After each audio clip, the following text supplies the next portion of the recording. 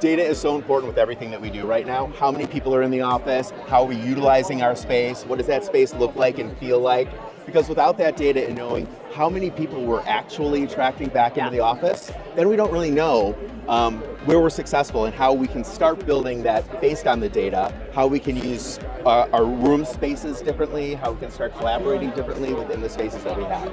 Portfolio consolidation, portfolio optimization as people look to shed total cost of occupancy and ownership of their space. And so looking at technologies and insights into their space data to inform them on the right decisions around that. Well, hopefully you're tracking utilization, because if you're not, you're wasting a lot of money. You're just taking a wad of $100 bills, lighting it on fire, and calling it a day.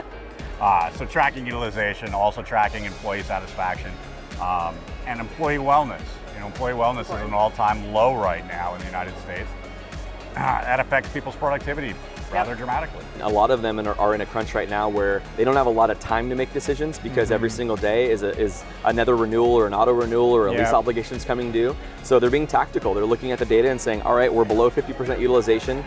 We average 1 to 2 days a week per employee in this office location. The lease obligation's pretty heavy, and our option is up or is up in the next 2 weeks. So I think that we need to terminate this space and consolidate that group to another location. Before, like pre-COVID, they were, operating at 80%, 90%, 100% capacity, but now it's a fraction of that. So now you have all of this space that, in some cases, is hemorrhaging money. So how can we repurpose, that same footprint?